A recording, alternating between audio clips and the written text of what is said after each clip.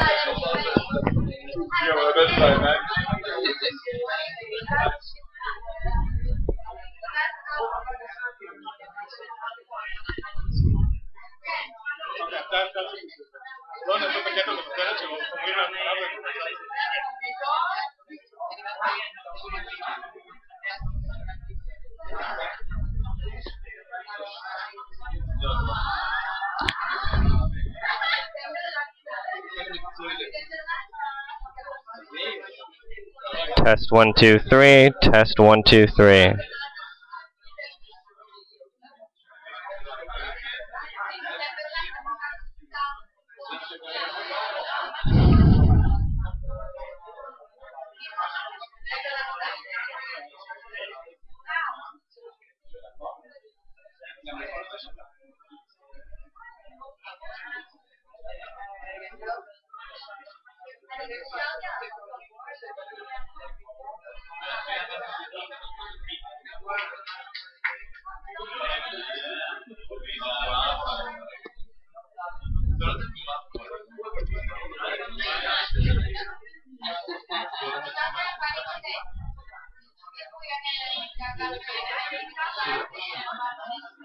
Come on.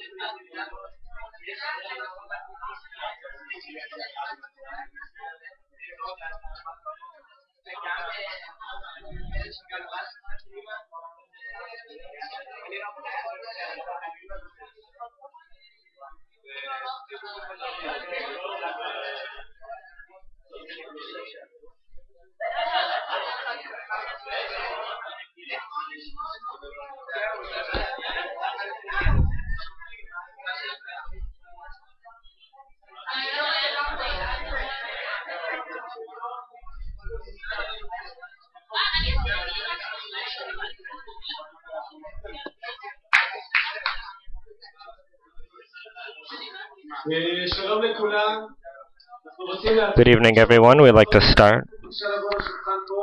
Anyone who wants to be a member of Knesset, please come to this table.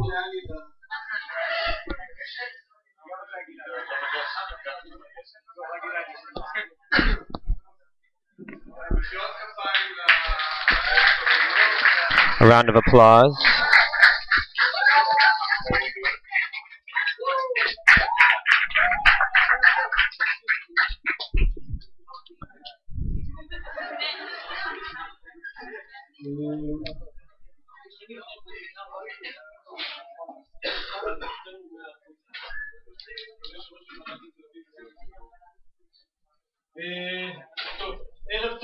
Good evening, everyone.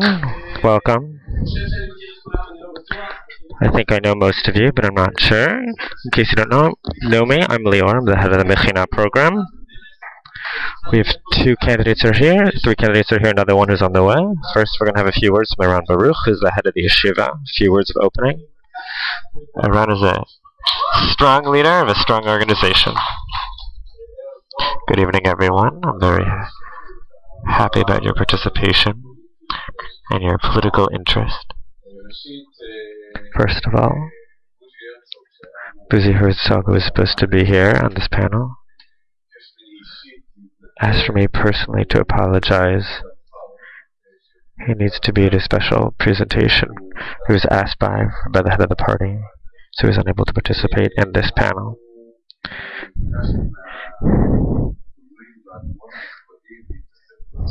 We have asked the panelists this evening to address the topic of Judaism, religion, and state, a topic that is not among the main topics discussed in this year's elections, but is a topic that is important to us, and I very much hope that here we are a week before the elections. Things are about to change. By the way, everything is being broadcast and recorded onto the internet. Another thing that's important for me to say is there will be disagreements here. I imagine, given the subject, we're not going to agree about all the topics. The topic this evening is Judaism and democracy. So you're allowed to get annoyed, you're allowed to argue, but with respect, with appreciation, with the rules of the game.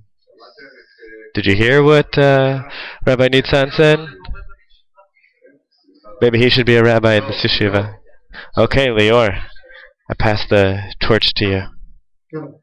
Okay, so, again, welcome to everyone. First of all, can you hear me okay?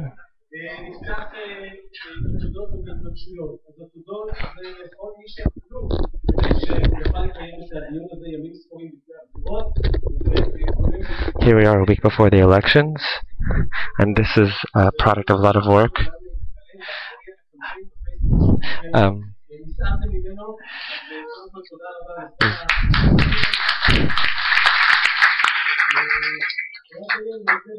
One comment I'd like to make is very exciting because sitting here are a lot of alumni who are here with us this evening, and students. It's very exciting to see this combination. I'll present the people who are sitting here. First of all, I'll present the topic, and then the event will be broken into 3 parts. The first part, each speaker will be allowed to speak 5 to 7 minutes. And the second part, in which I will ask questions of the panelists, and the third part, in which you'll be able to ask questions of the panelists. We have until 6:30. I'll try to make the best use of our time as I can. So let me present who's sitting here in front of us. So here we have, on the side, Rabbi Gilad Kariv, the head of the Reform Progressive Movement of Judaism in Israel, also number 27 on the list for the Labour Party. And he deals a lot with these questions of religion and state. Next to him is member of Knesset Nitzan Horovitz, number 3 in the merits list. And he has dealt with many issues of religion and state for many years, and as measured, he was one of the most productive Knesset members on this topic, the last Knesset. And now we're happy to welcome Dr. Ruth Calderon, who is joining us. Aliza from Yesh Atid Party in place of Dr. Ruth Calderon.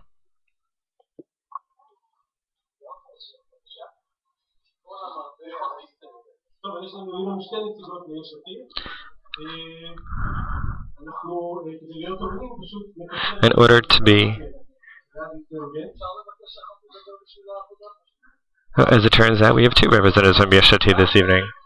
so we'll just cut their time a little bit. Okay. So I want to stop for a moment at this point. I need to let everybody know that Nitzan and I know each other very well. Just need to put that out there for full disclosure. Next to Nitzan is Mrs. Shuli Mualem, who's from Bayit HaYehudi. She is in charge of the head of the organization of widows and orphans of Tzahal IDF, and she is here in the name of Bayit HaYehudi. And here we have Dr. Ruth Calderon. She has been the head of Alma for many years, and before that other organizations. And she is position 13.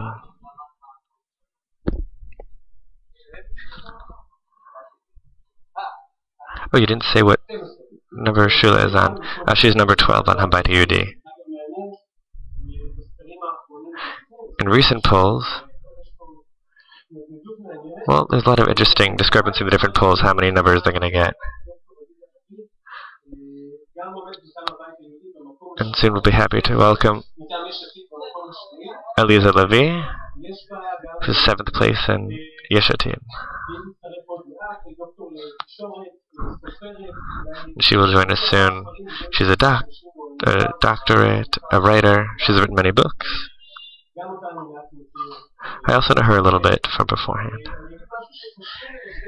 I'll say something that's connected to the topic of religion and state, but just a short statement. And I have to say it's out of my personal excitement for the topic and the upcoming Knesset. If Shula will join, there will be more religious women in this Knesset than any other Knesset before. And I think, also Eliza Levi, I think that there's an important thing that we need to say, that it's important that we talk about it, and that questions of religion and state are very connected to questions of the status of women. Okay. In terms of religion and state, when I think about religion and state, I think about a number of different topics within this larger subject. And I hope that you panelists will address these different topics. One topic is as follows. To what degree, if at all, should the state invest resources in religious services and in the potential for a living religious life for each person according to their own belief? Is this even a matter of the state? And if it's a matter of the state, to what degree should the state invest resources in terms of religious services? Second question, to what state does legislation in the country, does it need to be influenced or inspired by religious values and religious elements? And specifically in a Jewish state, how much should legislation be based upon religious Jewish values? For example, Shabbat as a day of rest, etc. and other topics. How much should that come from halacha? And here, it's going to be a little tricky to say what is influenced by halacha and what is influenced by Jewish culture. So that I'm going to put as the second issue. Third issue, the question of denominations. That is to say, if we believe that Judaism needs to be influenced by Jewish religion, is there a difference between, Judaism according to Orthodox, Conservative, Reform, etc.? The third issue is a question of education and the different parts of the education system in Israel. It seems that so far the religious content in Israel is dominated by the Orthodox stream. What percentage of content in schools in Israel need to be Jewish content? And if so, from what denomination? I'm going to remind everyone again, if you could all turn off cell phones. Or at least, so they don't make a loud ring in the middle. That's all. So I think we have put the topics on the table overall. I'll ask each of the speakers in 5 to 7 minutes to say what is, in your opinion, the main issues and questions of religion and state in Israel. How would you like to work with them? And does the opinion that you're bringing here today represent the opinion of your party and all representatives of the party, or is it a personal opinion?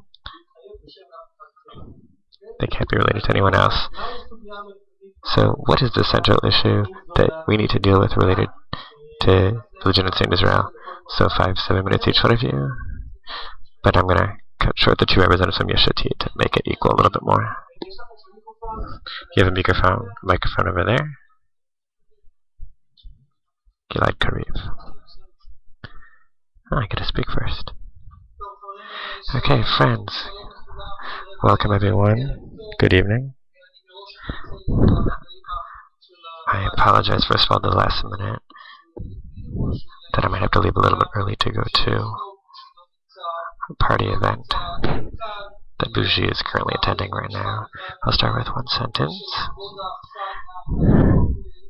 Out respect to this place, it's good to be here again in an institution that expresses better than anything else our desire to grant Jewish culture a significant place in our personal life and our public life, and to do it through a pluralistic approach, a deep conviction to democratic values and liberal values.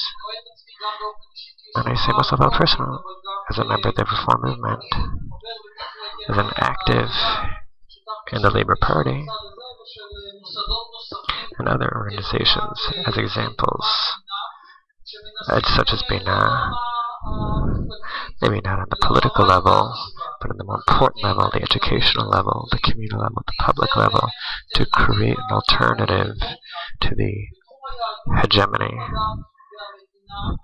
in the areas of religion and state, the hegemony that has lasted here for many years, of one particular denomination, of one particular perspective. And at the end of the day, the question is, what can we do as party members? And this very question, more important is the question of what happens in places like this, in liberal synagogues, in places like Alma, places like Elul. And I'm very happy to be here.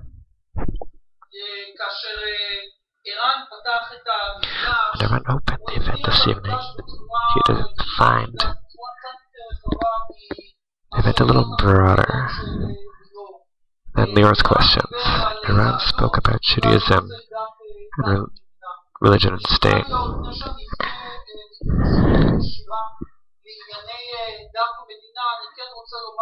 Now, Leor, before I talk about religion and state, I would like to make a statement about Judaism.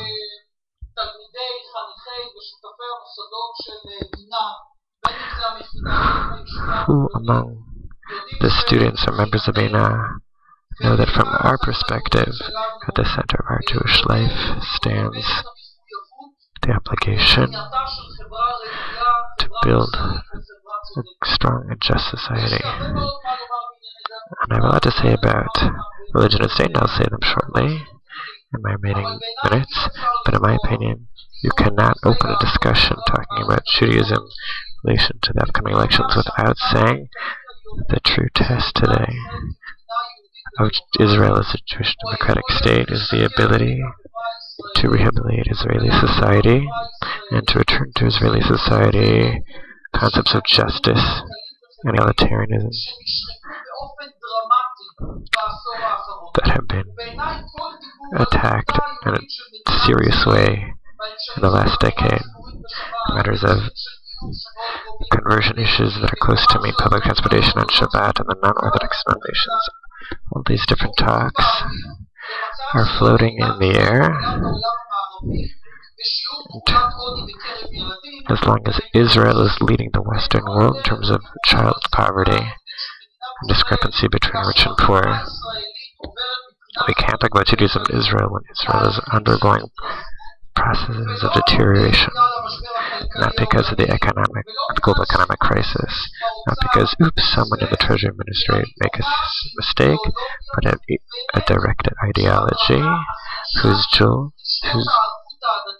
goal is to restrict the power of lower classes, to restrict mutual responsibility,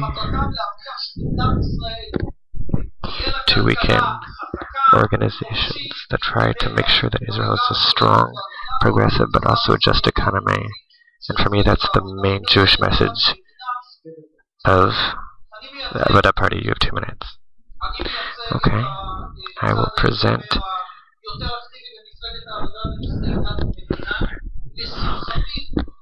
the more active side on the topic of religion and politics in the Avodah Party.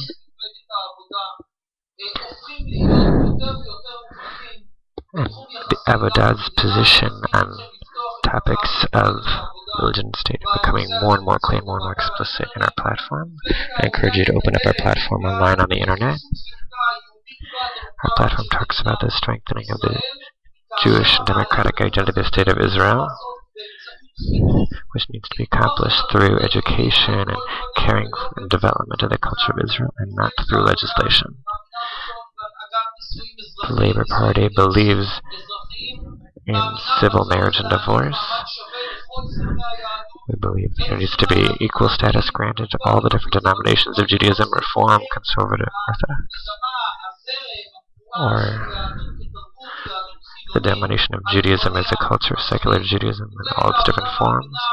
The Labour Party believes that there is space today to recognize all the different options for conversion in Israel,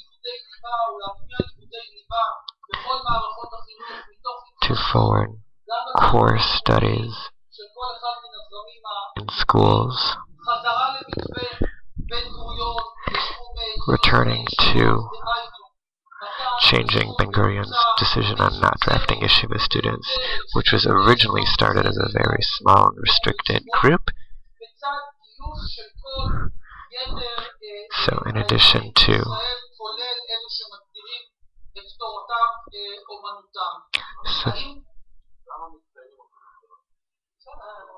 Rabban Baruch says, people here also study Torah and also serve in the army. So I believe that everyone needs to either have army service or civil service, including from the Orthodox, including yeshiva students. Despite that original historic decision, Lior's questions are philosophical questions, significant questions related to religion and state. I'm among those who thinks that the state of Israel does not need to include the American model of absolute separation between religion and state, such that in the Supreme Court you can't have the symbol of the Ten Commandments, or in a public school you can't teach Bible. There are other models of separation of religion and state, like the European model. The Labour Party talks about that the state of Israel can support Jewish culture and also providing religious services, as long as everything is done on an egalitarian level between the different denominations of Judaism as well as the other religions in Israel, in a thoughtful way through clear criteria and egalitarian criteria. And more important than anything else, that every citizen is able to decide for himself, would he like to take this religious service, or would he like an alternative option? Will the Labour Party be able to stand by its platform? First of all, I'll let you know there's no party that absolutely stands by every part of their platform, but still at the same time, I think that this Labour Party has shown in the last years, in the issue of conversion, and the issue of resources for non-Orthodox denominations, and support for cultural institutions. The Labour Party is definitely obligated to the mosaic, the Jewish mosaic of Israel. In order for us to be able to realize this platform, we need to be able to be the leading party.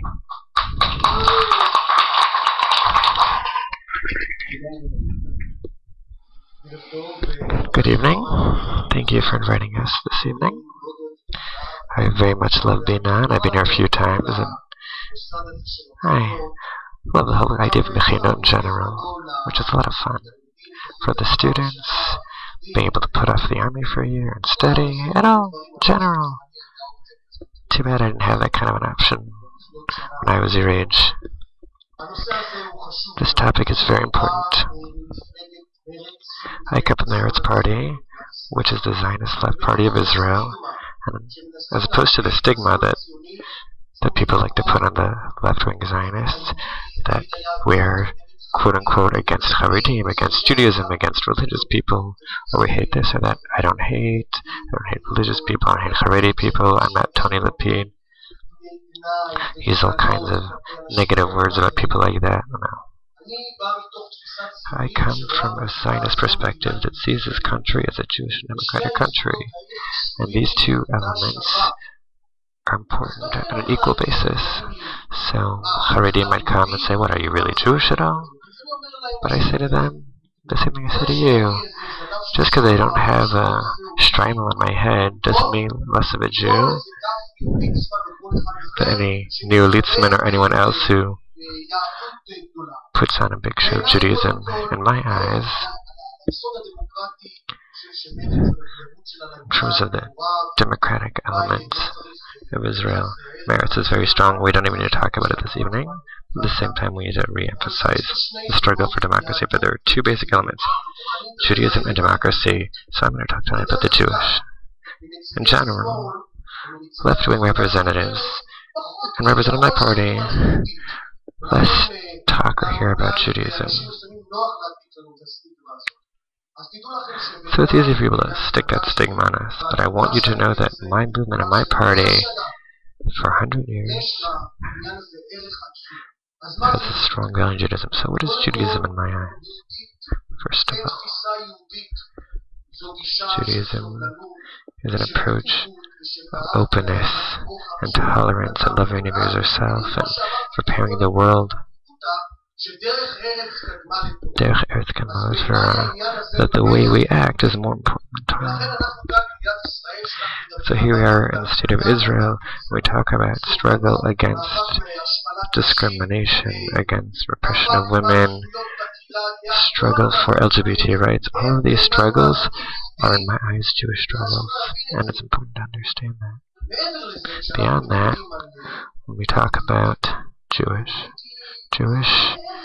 is a lot beyond religious. He who puts Judaism specifically in the context of religion isn't just missing a large public that, for whom this approach distances them from Judaism, but it is really missing the essential element of Judaism, because Jewish is a tradition and history, and it's a language and it's culture, and it's the family story that we tell one another, and it's this country and all the places that are here. This, in my eyes, is no less important than the content or the educational or Torah content or religious content that I learn myself, and I'm a secular person, but I study them. I study Hebrew law, Jewish law, and I study Tanakh, and I study Talmud, and I like that too. But Jewish, and this I learned from my family, Jewish is a person with a general education, a global perspective, a person who knows languages, who respects human beings. My grandfather, who wasn't born here, my father, who was born here, well, my grandfather, who came here because he was persecuted for being Jewish, and he found a place where he could live, he told me, you know what it means to be Jewish, first of all. To be Jewish means to be a person.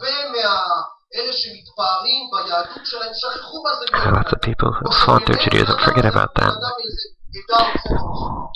Or to be Jewish, to be a particular kind or particular color. Someone who is racist is totally alienated from Judaism.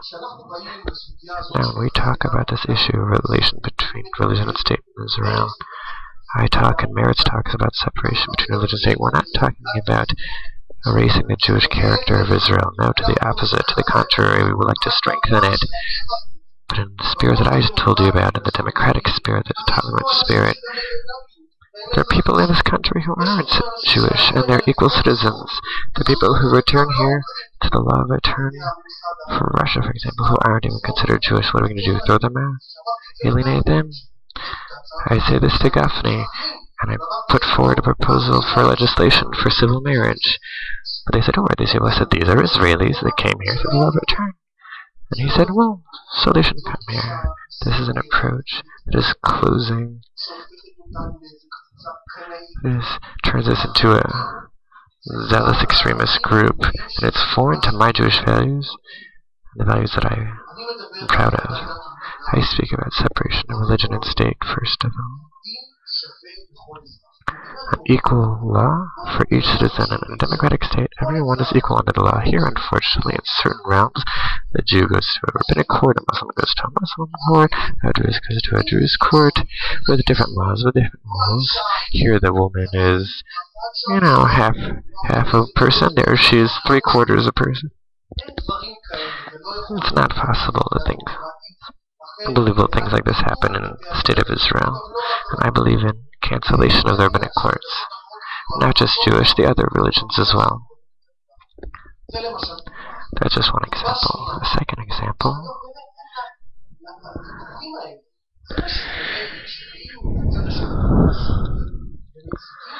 And I hate when they bring all these studies and say that my struggles are against Judaism. When I come and propose public transportation on Shabbat, there's no connection there between Judaism.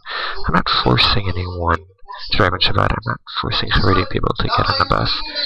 But why are they preventing me? Why are they forcing me? And when I hear the answers in Knesset, when I put up that suggestion, so what do the Haredim say? So you can go in a cab. Because according to Halacha, as you know, you're allowed to go in a taxi on Shabbat. Okay, I'm making fun a little bit in case you didn't notice. Through this, I seek coercion.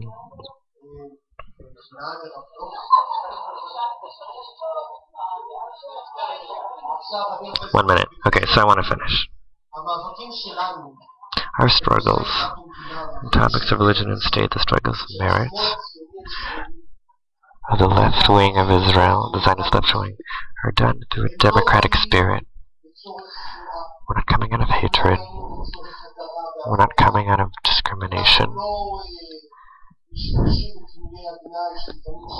We don't use the bad words and the curse words that a lot of people use. I believe everyone should be able to live together. I believe in mixed studies. I don't like the closing off and the segregation. And in this spirit, I lead these struggles for freedom and marriage, for getting rid of the religious courts, for core curriculum. And I very much agree with what Gilad said about the inequality and the need for social justice. For me, it's a very important value. Gilad, you have to come to Meretz. And I think that, to conclude, it's good that we're having these discussions. I think this is a very important question. And I hope that in the upcoming Knesset, this will receive a very powerful expression, much more than we had before. Because if there's one field in public life that there really is a gap, a huge gap, between public feelings and what we see in the Knesset, it's this topic of religion and state, which through the Knesset is totally distorted in the way it's presented. It's crazy that when we do a survey, we see that 75% of Israelis support marriage choice. I come to the Knesset and only 8 members of Knesset will support it. It's not possible. It's not normal. So as long as these discussions are happening and people like you are dealing with these issues, we will become a democratic society and Jewish society.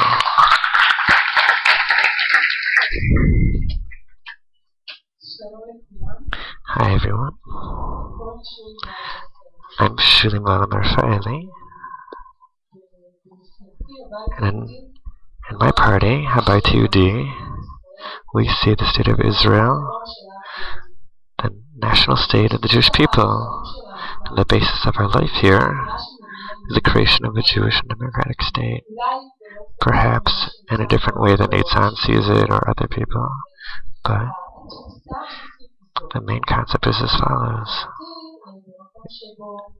Jewish and democratic. And in a place like this, when a lot of people are sitting here together, people who've studied the book, And if I have to say what I believe, I'll have to say that Rabbi Kook says clearly that the state of Israel is a manifestation of God in the world.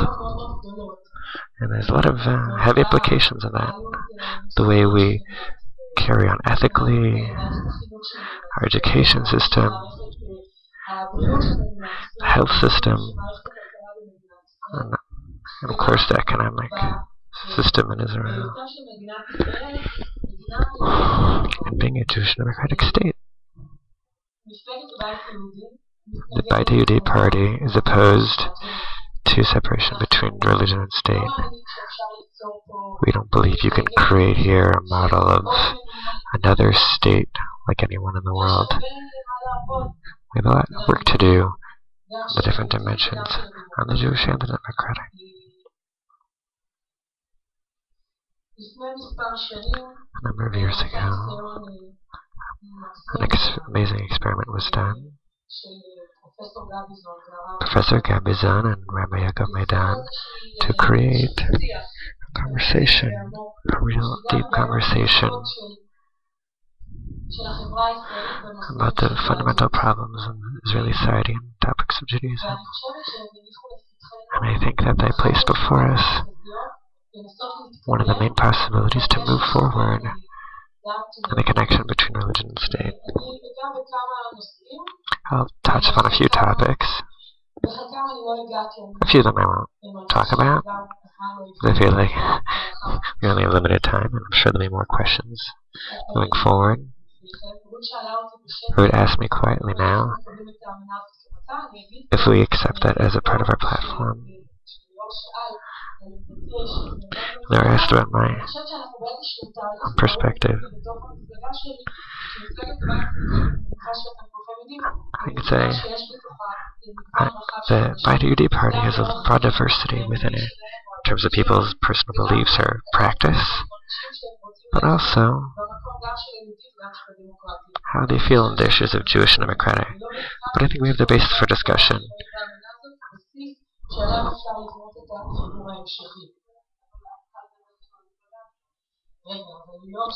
Hang on a moment.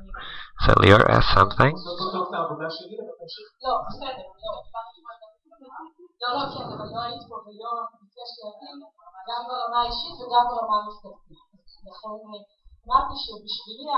I said that for me, the Gabizon proposal is very powerful. I don't say everyone in my party agrees with it, but I do.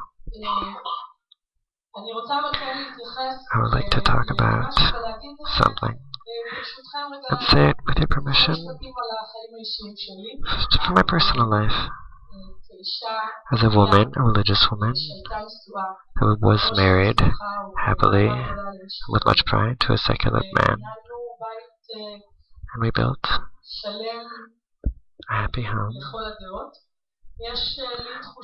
I have a feeling that the path that we went through in our personal life can maybe have implications for the public sphere. But I feel both sides.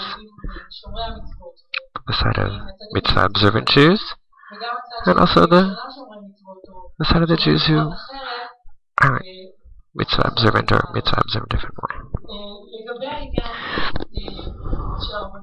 In terms of the rabbinate. This is really part of a basic conception. My party believes that we need to change the whole conception of the system, the rabbinate conversion,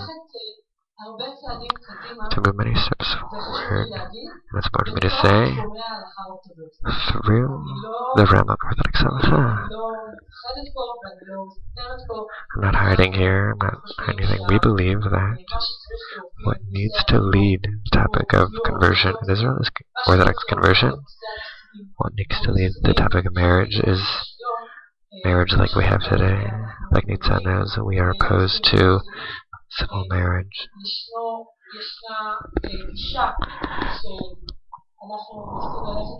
There is a approach that we are trying to follow. That maybe we would allow civil marriage in certain limited contexts. So why do people go to Cyprus? Well, because they don't agree to get married through Israel. Well, let's wait for questions from the crowd till later.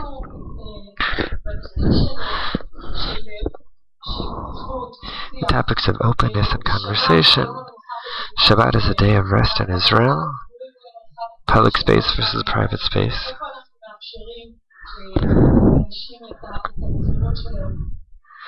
How do we allow people to make their personal choices? For us, personal space, public space is clear. It should be following the Muslim Orthodox Halacha. In terms of... Wait, can you tell us why? Why should the public space needs to follow Orthodox Halacha? Because we believe that the state of Israel is the basis for the entire Jewish people. In our opinion, Orthodox Halacha will protect the possibility that the entire Jewish people will have an anchor. I'm being careful with my words here.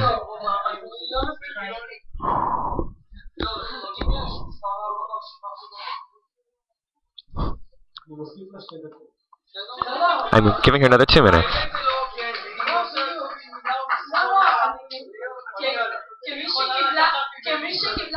As someone...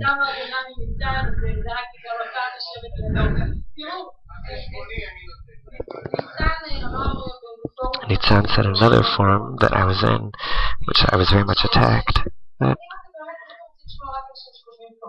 if you want to live with people who just think like you, then fine. But if we really would like to create a conversation, it's okay if you disagree with me. On the contrary, I invite you to disagree with me. It's part of a true discussion that needs to happen here, but these are my opinions. These are the opinions of the public that I would like to represent. And so you can disagree. The topic of equality in the economy also connect to the topic of religion and state.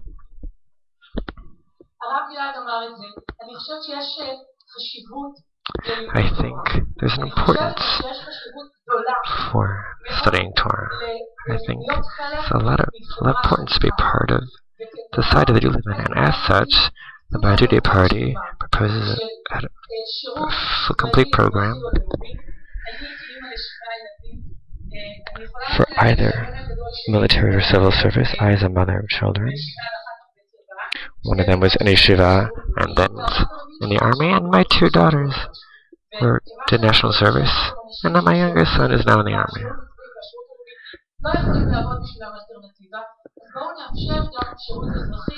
So we know that the military option is going to work for everyone, so let's allow a civil service option, so that we see the Haredim as equal citizens, equal to us. Don't mistake me. I don't think this needs to be a state of all citizens. This is a Jewish state. We're aware and we're happy to have all these different people living here, and God willing, I hope, that in places that these people are not Jewish have been hurt, I hope we can repair these issues, and we can make things really be in a Jewish spirit. But since we're talking about equality and service, but beyond all the slogans and beyond the desire to be very egalitarian, we need to remember that the goal in the end of the day is that more people will be part of this system we call Israeli society. I'm not saying Jewish society because I know there are other people who aren't Jewish. But I believe that those who came here to love return, we have a task. As was Rav Drugman, one of the national religious leaders, has developed very positive and welcoming conversion methods granted within Orthodox Halacha. I think we need to continue with this and allow everyone who wants to find their home to be Jewish according to Halacha.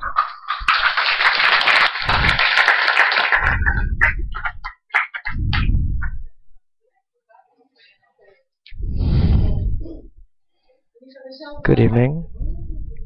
Can you hear me in the back?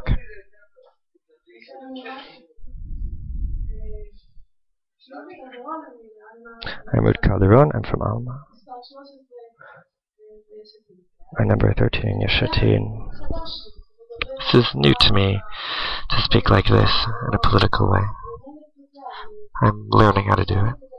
I ask myself if I should even enter this role, and what's it going to do to me? We came here to change. I always like to build and be built, and be changed. But I wonder, what kind of person does it make you to be? Political life, I love to learn. I founded Alma because I wanted to make Midrash. I founded Alma because I needed a place to learn. Talmud is my life. I'm going into politics because I can't continue like this. We're not represented. For many years I didn't see politicians like you, Nitzan. Now it's nice to see politicians, you and Gilad and his friends, who also kind of pushed me to this. For those of us, there's a certain partnership. We disagree on other things, but there's partnership that we have here that there isn't in our country. And people that want Judaism and Jewish state to be an interesting and rich place, and new and innovative. In that respect, we agree. But my party political identity will never be as strong as my Jewish identity. And that's where I'm starting from. I'm in Yesh Atid because maybe even for familiar reasons. But in Yesh Atid, I see Lisa and I also, or Dov and I, who's an Orthodox rabbi. We disagree. There's a disagreement in Yesh Atid, and I like that. I don't like to be in homogeneous places, and I think it's good for us. I said Oranim, and Elon, and we look for partners, but not those who necessarily agree with us. I don't want everyone to be like me. But what about a party that needs to have an agenda? Yes, there is a lot of disagreement in a party when we allow people to have their own opinion, but still, in this disagreement, we created a platform that's totally new. I've never seen anything like it before, and I've seen all the platforms of all the parties. And I'll just bring out a few points. I don't want to get into details, but I'm here because it's what I need to do. I don't know if I'll do it through the Knesset or I'll stay in Alma, but that's so important. Our platform, first of all, says the grand plan that if we're able to enter the coalition, is we want equal service, army or civil service.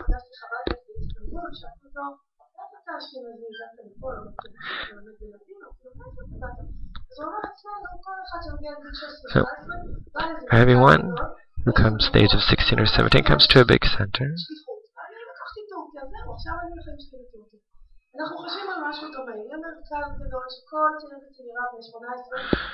We need to have something in Israel so that all Israelis, when they get to the age of 18, come to one center, and the army takes who they need.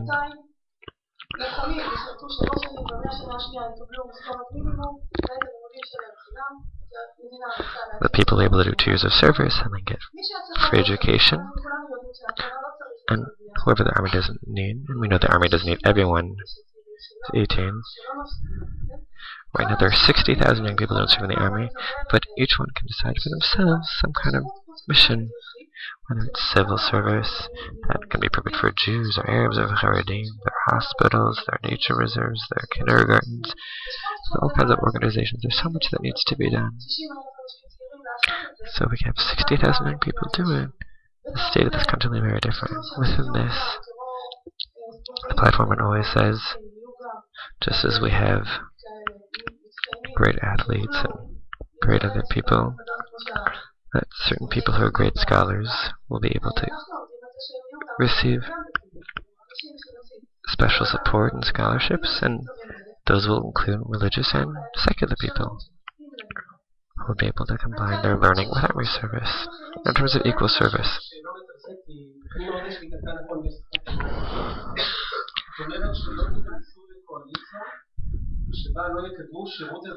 So you say that you will not join a coalition that will not guarantee equal service for all citizens of Israel, including Arab citizens.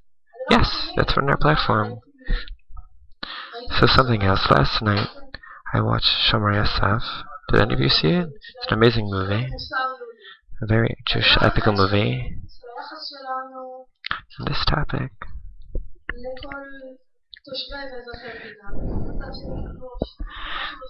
A topic of occupation that touches our heart as Jews. It's a critical issue. And I think that in Yesh Atid, again, one of Yair Lapid's requirements to enter the government is we need to enter negotiations with Palestinians.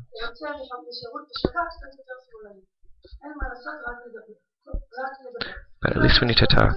I won't get into details. You can have questions later. We have another minute, and I would love to hear in terms of religion and state, civil marriage, etc. We believe in a civil union next to religious marriage. In terms of conversion, we argued about it a lot. We talk about returning the conversion table that includes conservative Reform Orthodox. There will also be secular representation there. I'm sorry to say, I've seen what's going on in the Orthodox world, and it's just Chilul Hashem, desecration of God's name. It's a shame. In terms of kashrut, for example, things that we haven't talked about, how much kashrut is ridiculous in Israel that people have to pay so much money for the mashgiach. That already creates an unclean or dirty situation.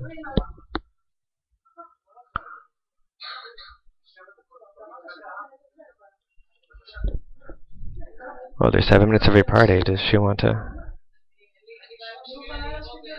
Well, if you invited both of us, then we should both speak.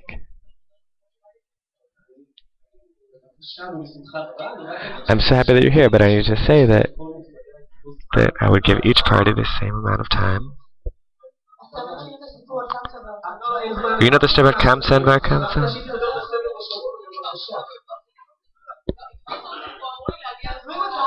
They told me to come here from Ashkelon all the way to here.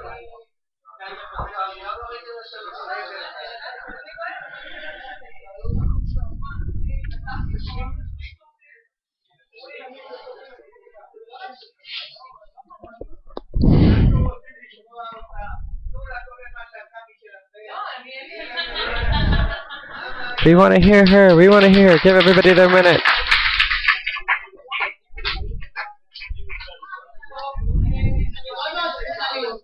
I'm very happy to be here. The truth is, it's really exciting to be here, to be part of this conversation. I've involved in a lot of different panels in the past couple of months, but to be in a place like this with calm, respect, it's really special. It's like a little bit of a haven. Listen, it's a renaissance what's happening here. I spoke 2 months ago in a Jewish conservative synagogue in Toronto last month. 3,000 people, no microphone. I think this conversation teaches us a lot. I come from the Yesh Atid party, and I joined Yesh Atid because I can summarize it that all of my work, my research and my writing and my books, I always am trying to return Judaism to Israelis who came all the way to the land of Israel, and the city of Israel was born. But since then, the Jewish religion has been dominated by people who are not Jewish, and those of us, the people who left Judaism in the hands of these people, are us, those of us who are apathetic to these issues, who paid to let other peoples to take care of issues that we didn't care about, and because of it, we're eating the fruits of this process. As Rabbi Crave said, if we were more Jewish, we wouldn't have so many social problems here. and respecting the stranger and the widow and the orphan is something that didn't come along a few years ago. And values of the sabbatical year and other Jewish ethical values. But if we were all more Jewish, not Shabbat observant, not following kashrut this way or another, what if we were really more Jewish, loving our neighbors ourselves? If we would really be more of ourselves, I could go to a lot of different Jewish organizations. Like in the US, there's no religious services. There's absolute segregation of religion and state. Even for something as simple as wanting the cemetery to be clean, they have to pay for it. And the responsibility for our Judaism in Israel is our responsibility. As Nitzan said, I really see the Renaissance happening right here. This Renaissance and this togetherness and this coming back to the questions of religion, and not just leaving it to Haredi groups. And yes, Rabbi Karev, I went to Chaim Ramon and I asked him, together with my friends, don't let non-Zionist judges be in. And he said, I won't let someone who lives over the Green Line serve in the court.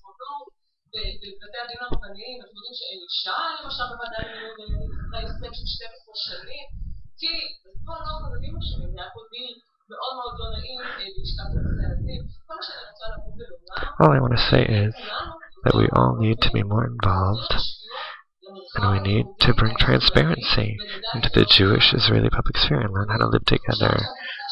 I think that the period of either religious or secular is over. We're both. We're all both religious and secular. We need to live in a common shared space. And one word about civil marriage. I know it's a very hot topic, and everyone got to ask me about it. Listen. There are solutions to everything. If we want, everything has an answer. And along the whole Jewish way, there have always been solutions. Even the conversion. Go to Rabbi Ovadia. When I was 35, I realized that I was totally ignorant. Everything related to being a Jewish woman. I realized that they hid the history from me. Why did that happen? That's a whole other topic. I have 1 minute. But I will tell you something that I would tell also my students and also my children.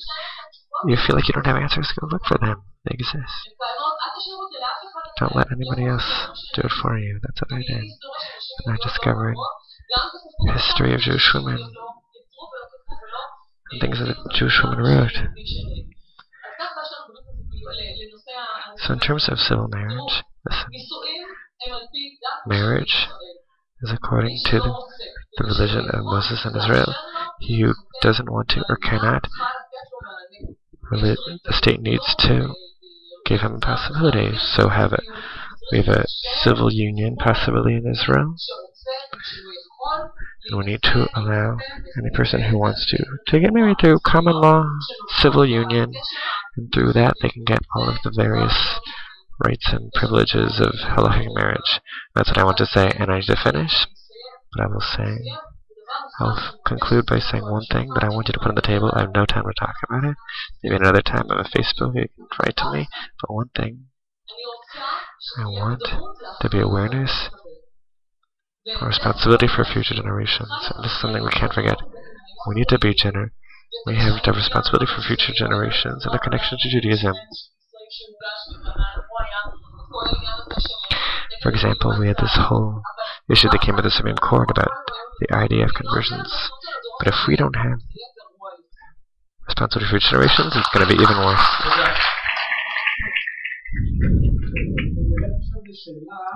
So now we're going to go to a question. I apologize that the answer needs to be very precise, 1 minute, bottom line. I did a little test. I looked at the Labour Party platform, and I was very surprised.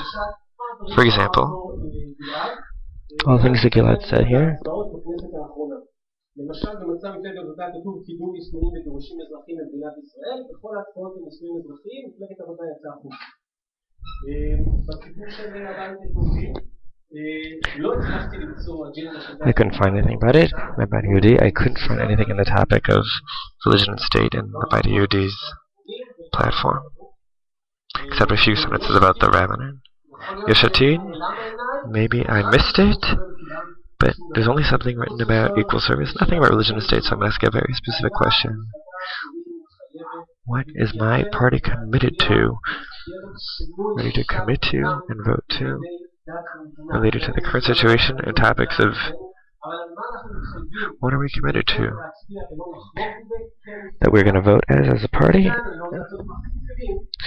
For Nitzan, I don't want to make it too easy for him, because what are you willing to compromise on in order to enter a coalition?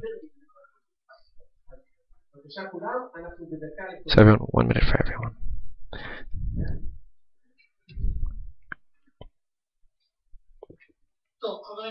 Okay, friends, first of all, on the last one, we'll say that all of the Labour Party members have acted well on this topic over the years. One of the reasons that I'm in the Avodah Party is because things need to change in the Labour Party. But this issue is becoming more and more important. If we compare the Labour Party over the past 10 years, we see how the Labour Party once held more conservative opinions. Okay, I'm going to be more specific. One thing that you can commit to, changing the current status. The Labour Party, the most important thing is the status of the woman in the current situation and topics of religion and state. The Labour Party will not sit in a coalition with Bibi Netanyahu, but will also not sit in a coalition in which there will be damage to the power of the Supreme Court, or giving more power to the remnant courts, as we saw in the previous Knesset. Alright, one law that you are going to propose that you're going to stand behind. I know you want to drag me to that direction, but I will just tell you, the Labour Party would like to be a ruling party. And as a Reform rabbi, in our analysis and our preferences in Israeli society, it's our top priority. If the Labour Party will be able to sit in a coalition government, if the Labour Party will have the opportunity to sit in government in which we'll be able to perform a U-turn in terms of the social and economic policy, we will be willing to keep the current status of Dat Medina, religion and state, in order to change the poverty in this country. We do not have the privilege to always be right.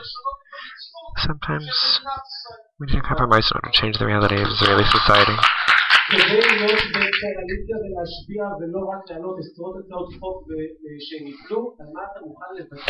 So Nitzan, what are you willing to compromise on? First of all,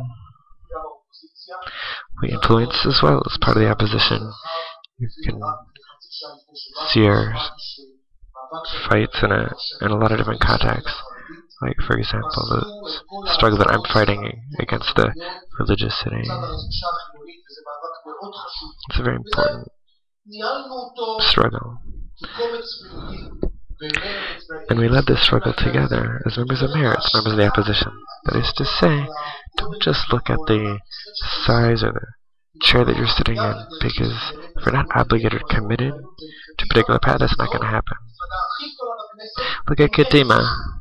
Kadima, that is the largest party in this Knesset, had zero influence, but Meretz, even in the opposition, was able to have a lot of influence. So, back to your question, what are we willing to compromise on? It's not a theoretical question, Meretz. In the last 20 years, saw twice in a coalition with Haredi parties. The first was the Rabin government, and Meretz sat there with Shas and with the National Religious Party. And people say, oh, hey, you sat with the Haredim. But what did Israeli society gain as part of our partnership? Shulamit Anani, one of the leaders of the party, was the Minister of Education. There was a peace process that changed the society. It was a totally different approach that we still feel today. So we're not making decisions based on a sectorial approach. We really want to serve Israeli society. And if we will be able to receive the influence that we believe that we can have through education and society and peace and equality and the fight against racism, then we'll be ready to partner with everyone. But I really don't see in the current party situation that somebody like Eli Yishai or Lieberman to be partners for those things that I just said. So that's what's a little hypothetical. But I think my party is committed to the betterment of Israel.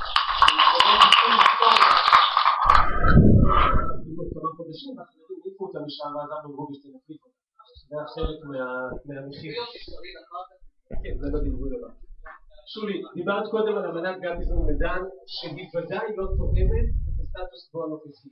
איזה דבר את אומרת, או על כל המפלגה או לפחות עליי, אני חברת כנסת So what are you able to commit to that you are going to change in the current status? I can tell you that on a personal level and also on the party level, we are ready to make a significant change in the entire topic of the rabbinate. Strengthening the connection between the rabbinate and the general Israeli public, and the ability to progress the status of women within the rabbinate. It's very important, in my opinion, the topic of change. The chief rabbinate.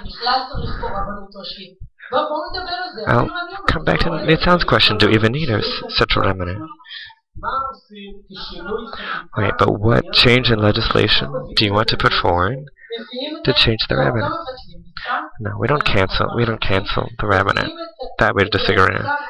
But we bring it to a state that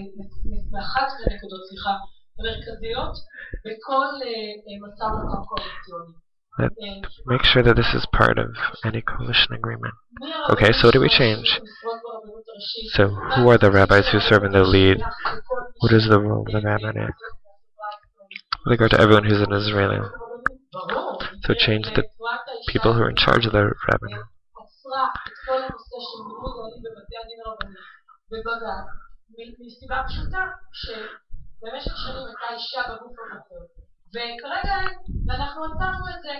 We, for example, stopped a process of Haredization of the religious courts. So, for example, they stopped allowing women to be as lawyers in the rabbinic courts, but we stopped that. We changed that so women can be lawyers in the rabbinic courts. Wait, but then why can't women be judges in the rabbinic court? Why doesn't any party except for Yesh Atid have status of women in their platform?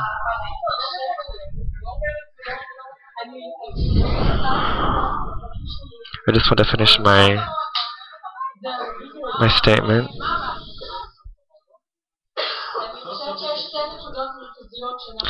I think there are 3 main points that are very important to the Beit HaYehudi party. And they're changes in legislation and changes to executive function. One is changing the rabbinic authorities, one is changing conversion, and another is changing core curriculum in public schools. So I have a question. I looked in the Yesh Atid party. I couldn't find anything in religion and politics in your platform, except for equal service and IDF. So on what issue can you commit to in topics of religion and state?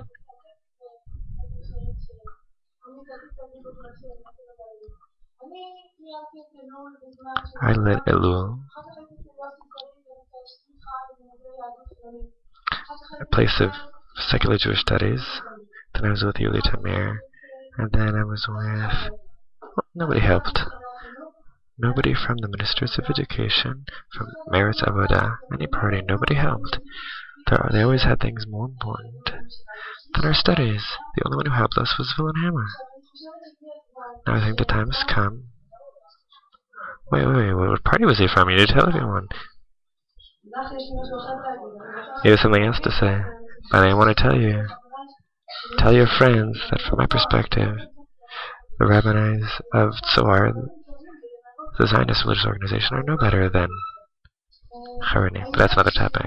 This topic of studying Torah in secular society isn't just a hobby, isn't just a trend. We're 30 years. We're involved in this reality, and you're a new generation of that.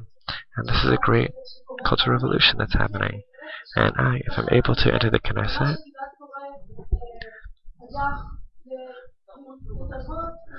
and what Gilad is calling a movement for Jewish pluralism, I want that these organizations are able to receive equal funding.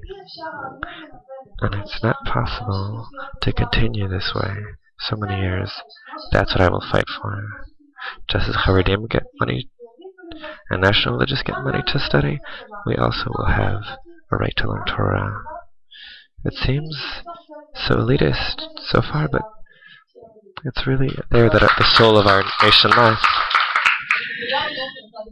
I'll speak quickly because I want to say a lot of things. Listen, the topic of secular Judaism. I'm in Yesh Atid. There's a problem for all of us, even for the religious.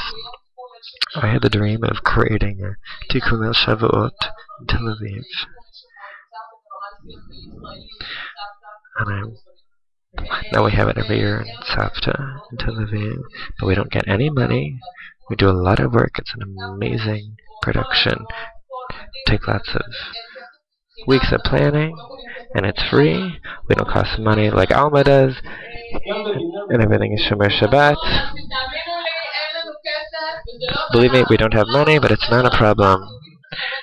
The subject of Jewish renewal needs to get money from the government, and it doesn't matter whether it's secular, religious. Jewish culture needs to be at the top of hierarchy of provinces of the state of Israel.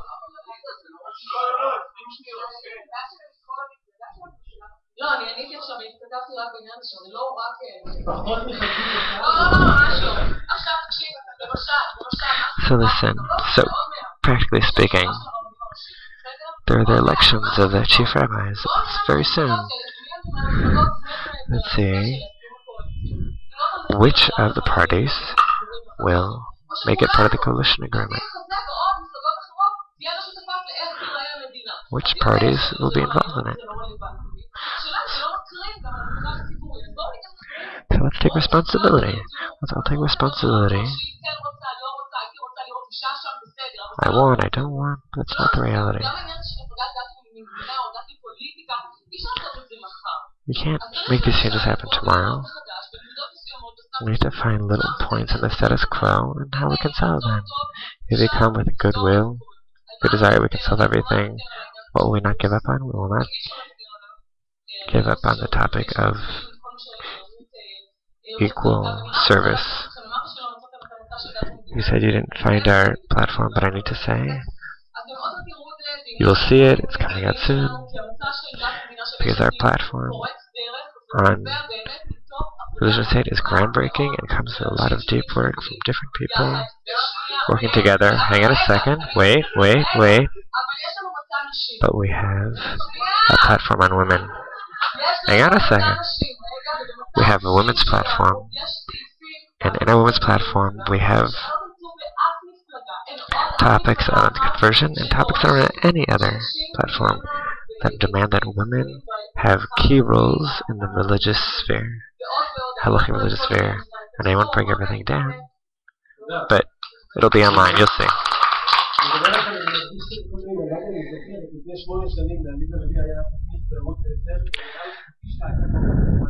So, Aliza once had a program on TV. She interviewed me on the radio for half an hour. Here. Right, now it's time for a question I'm going to ask. Not make sentences, but directed questions on topics of religion and state. Tell who you're asking. We don't have a lot of time. Let's start with the back.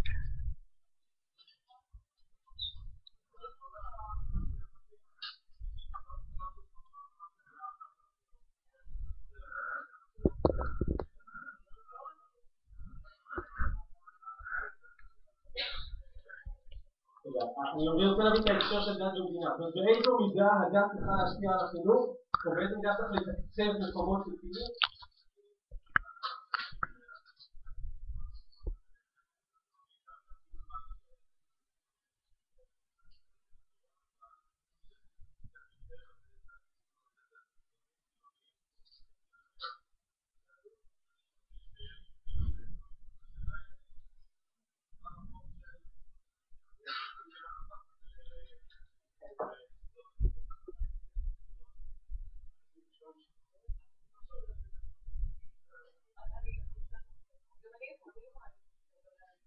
אוקיי, אני חושב שבהתייעצות עכשיו, לא, בעצם לא. בבקשה. טוב, אתה צודק, איך קוראים לך? אתה צודק. You're right. There are too many denominations. My approach, I hope, that just like there should be law for everyone, there should be one education system for everyone that includes cultural content. It's pluralistic, but overall,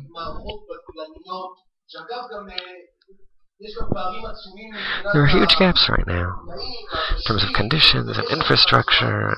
This one has lunch and this one doesn't have lunch. Forget even the educational content. This historic development since 1950s, when we let every political group have their own education system. Now it's just the Haredim. They let the different denominations remain in the education system. Haredi denominations. Now, 1/3 or more of elementary schools in Israel, Haredi students learn in schools. They don't study nature, history, science.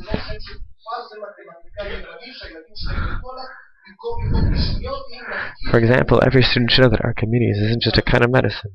He's a philosopher, but I believe that the public education system needs to be public, universal, equal, and beyond that, different languages according to the different groups. But equal infrastructure, equal conditions, and it's all based on that. And unfortunately, if we have another Bibi Haredi coalition with the partners, I don't see things changing even a millimeter. Ali is going to say something, and then we'll go to the next question. You said something? What did you say? What did you say? You said there's no education.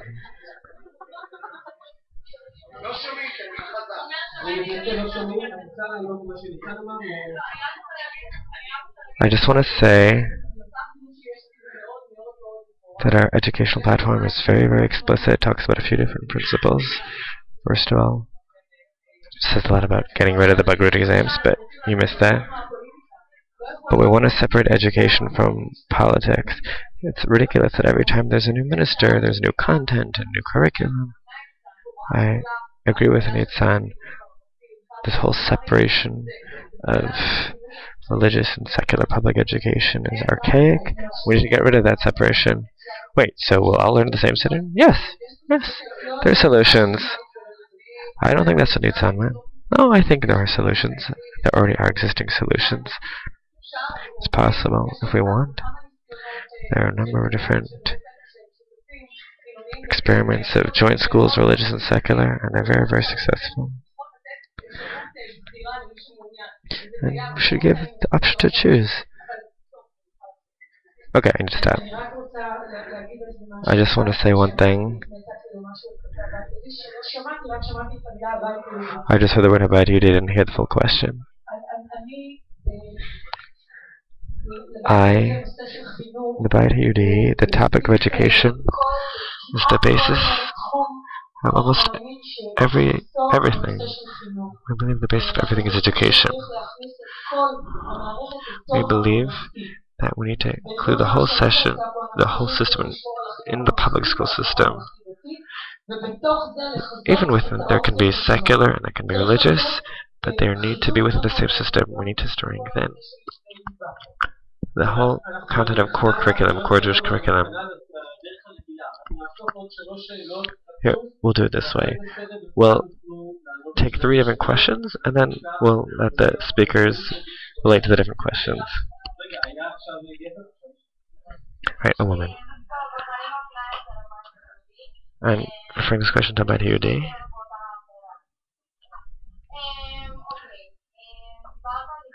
You spoke about no civil marriage. My question is as follows. The LGBT community, I'm not speaking in its name, but it's very important to me. I want to know if LGBT marriage are possible according to the rabbinic system that you talk about. Wait, we're going to collect questions and then...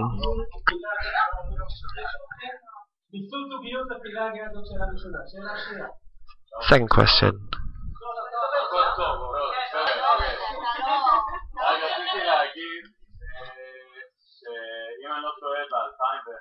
If I'm not mistaken, in 2001,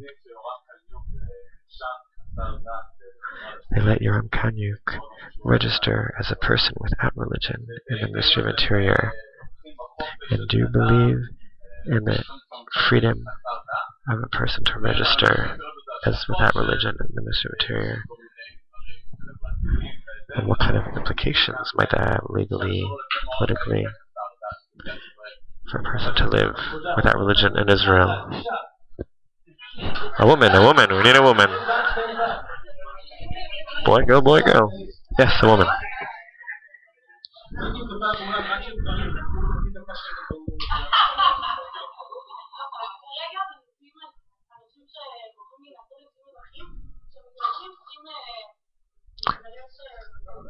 So now, even people who get married through civil marriage in Israel still need to get to, outside of Israel through civil ways, still need to get divorced to the rabbin in Israel. And I want to know if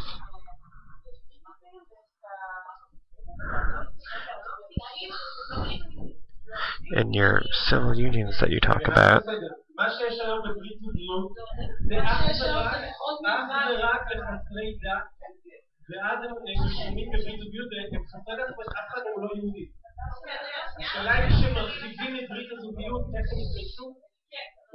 so the question is, if we expand civil unions to include Jews in Israel, how will they get divorced? So I need to apologize that Gilad needs to leave, so he'll start first. So the 3 questions were LGBT marriage and divorce. So particularly, let's start with the LGBT question. The Labour Party, it's written on our platform explicitly.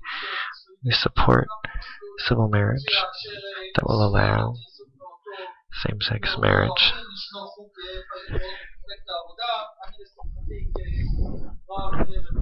I'm glad as a Reform rabbi have worked with my movement for recognition of same-sex marriage. Civil marriage is civil marriage.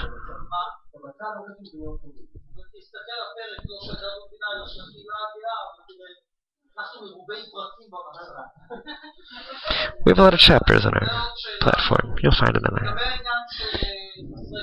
In terms of people who want to be without religion, this is a perfect example of the damage that's caused between the connection between religion and authoritative bodies. The whole idea of having somebody's religion written down in the state is ridiculous and not necessary, and it's not relevant at all. The only thing that's relevant is if somebody wants to move to Israel, is a part of the Jewish people. The Judaism of a person is only relevant for somebody who wants to immigrate to this country under the law of return. Otherwise, it's not relevant. So I think there's no need that the state needs to involve itself with keeping records of a person's religion. By the way, we're the only country in the Western world that does it.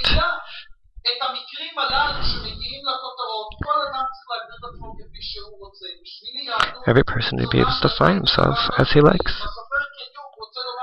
Mr. Kanyuka wants to say he's Jewish only in his culture. Fine. The state doesn't need to involve itself with it. It shouldn't be a matter for the state. There's simply anachronistic conceptions. I need to say that the hopes that this chief rabbi,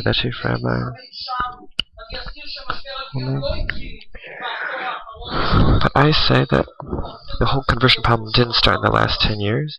It started with when Rabbi Bakshi, one of the first rabbis of religious Zionism, was the head of the rabbinate. It doesn't matter. There's no difference. Anybody who's an expert in marriage knows there's no difference between the practice of the Haredi conversion process and the national religious conversion process.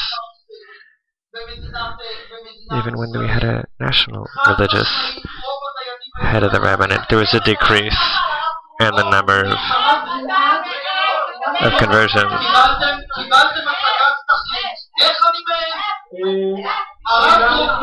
Rabbi Druckmann was, excuse me, I am a citizen of a democratic state that thinks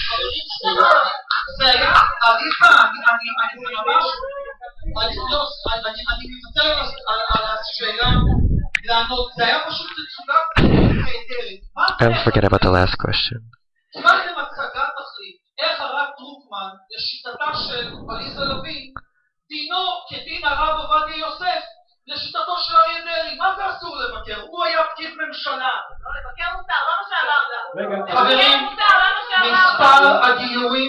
The number of conversions during the period of Rabbi Druckmann decreased. I am a member of the roundtable that you wanted to create your platform. We sat with Rabbi Druckmann in a meeting. I sat there with him. We proposed to him to allow conversion of children who learn in public schools and create frameworks for them to study Judaism. And Rabbi Druckmann, part of the religious Zionist movement, refused to do it. And he said if a boy is not studying in a national religious school or in a Haredi school, he can't convert in the state of Israel. So yes, I dare to state that this whole project of Rav Druckmann, for which he received a lifetime prize, these problems are a lot older.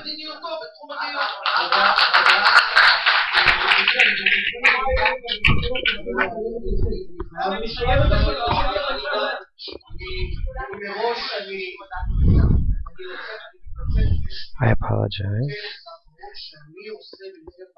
because the last conference that I participated in up north,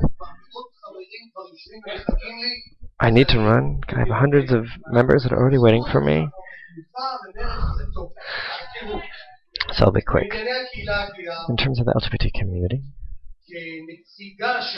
as a member, as a representative of the LGBT community in Knesset, as a gay man outside of the closet, yes, of course, obviously, I fight for our right to realize our basic right, that is the right to build a family, for marriage, children, like any other citizen who wants.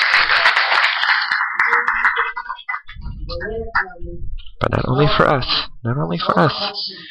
my legislative proposals are a lot broader than that, because most people who can't get married in Israel aren't gays or lesbians. They're Israelis, straight couples, men and women, that are not recognized in the rabbinate. And therefore, the way Yuval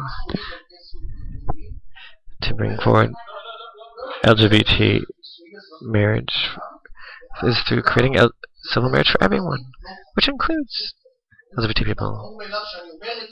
And see, take it for granted I'm saying it, but why am I the only person in Knesset who says it? Well, there are hundreds of thousands of members of our community. Religion, with all due respect to religion, religion does not determine our life. We need to understand it. There are people here from so many different religions, and there are people here without any religion. And that brings me to your question. Yoram Kaniuk was one of the leading Israeli writers, one of the heroes of our culture. He took this step forward because his grandchild wasn't recognized as a Jew. And because of that, his family had to undergo lots of embarrassment. He's very Jewish. I'm not saying he's not Jewish. If you talk to him, he's the most Jewish there is. But he says, I'm in solidarity with my grandchild. If that's what I can do to my grandchild here in this country, in this so-called Jewish state of Israel, blah, blah, blah, I don't want to be Jewish. And so he took that statement.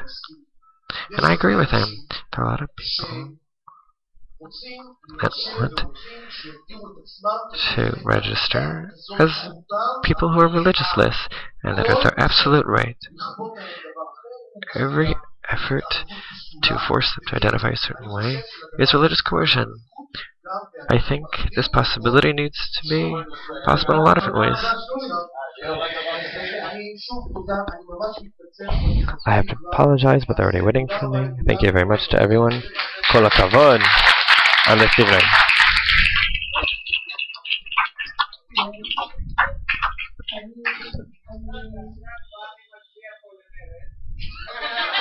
Can we just do a vote? Who here is voting for Meretz? Shula, if you please. I will continue what Nitzan says, and I have to apologize that as soon as I finish I will need to leave, because I need to get to be somewhere at 7. I want to relate to two things. First of all, I want to say a substantial statement. You can like it or not like it. The state of Israel is a Jewish state. Everything else, in my eyes, can be in a lot of other places, but not here. We can have a discussion here. It's for someone who Judaism is important to them. Everyone is sitting here, and if you're sitting here, Judaism is clearly important to you.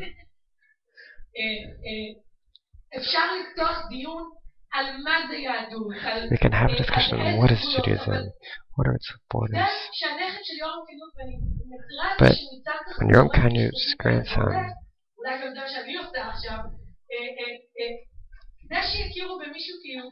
in order to recognize someone as Jewish, there are rules in the state of Israel, and its rules follows the Orthodox rules. You can argue about it, but this is our way.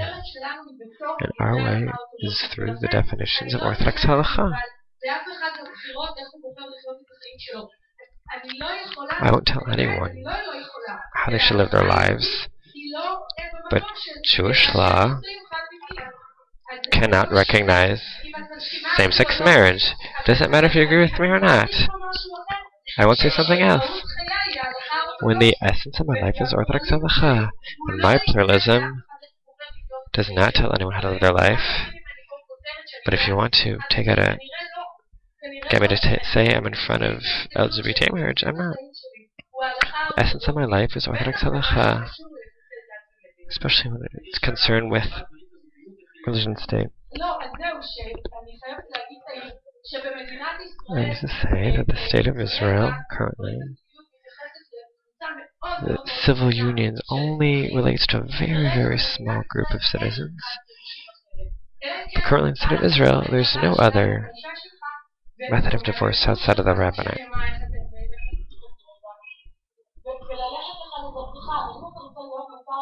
But if you want to be recognized as divorced in the state of Israel, the only path to divorce is through the rabbinate.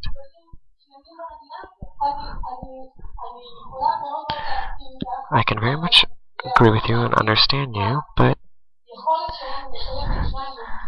our ability to continue a Jewish state needs to be through Orthodox Halacha. Thank you very much.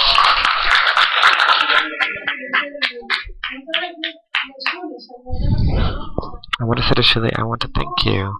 Did you see here a Jewish public that's involved? You're leading us outside, but we want to be inside. I want to tell you what we in Nishlotit came to change. I want to talk about a different kind of politics. I don't want to tell you just this way or just that way. Things in the world are more complicated. I myself said,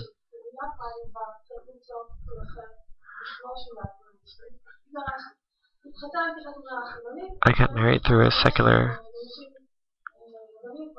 marriage, and I needed to get divorced through rabbinic court, as you said, and so the divorce date came. We had a secular ceremony in Jerusalem, and we went to Cyprus, and we got married there, and it was recognized in Israel. So the day of divorce, I thought to myself, as a person, as a part of this Baby Rush world, we don't talk about divorce a lot because it's not comfortable.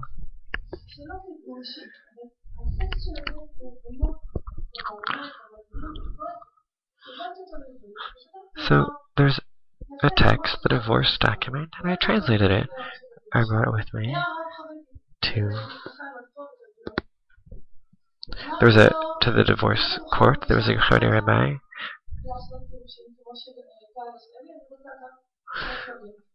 And I said, just like Gal gave me a get, I want to give him a get. And the rabbi said, okay. I want to say exactly the same thing he said to me, I want to say to him.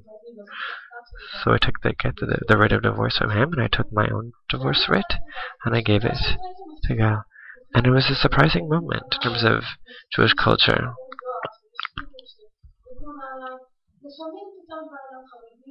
Sometimes a Haredi person is even more appropriate for me than a national religious rabbi, Bialik. He is for us a rabbi, the Jewish poet Bialik.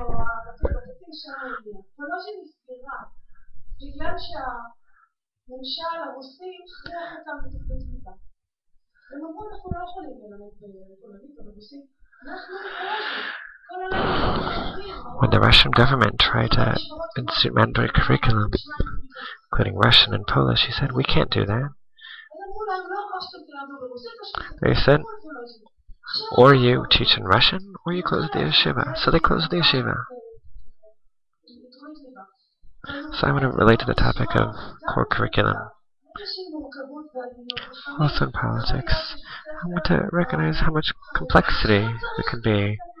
There can be different schools, and we don't need to all agree on the same thing and teach the same thing. I think we need to act with a little bit more mercy and understanding. So in Mind Aliza, the topics are LGBT marriage, and being recognized as no religious. I just have to say, standing here next to Ruth is really amazing. And the message that we'd like to share here through our work together is because each of one of us here are from different movements, different perspectives. We recognize the diversity of Israeli society here. Whoever can't see it is blind.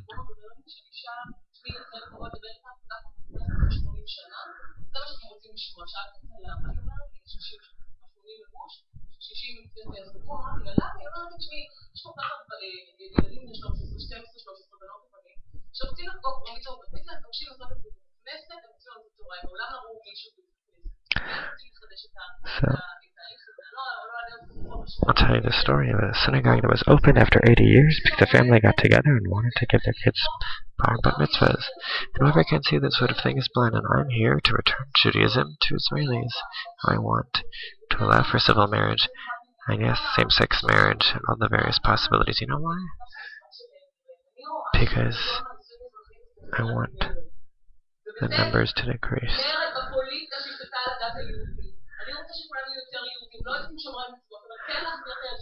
I'm looking for a revolution, a rebellion.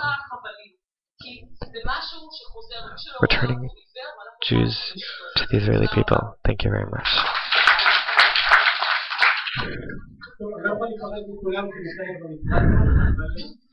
I can't ask everyone because I can't thank everyone because many have already left, but I want to thank everyone who's here. And thank the Julie Ortal.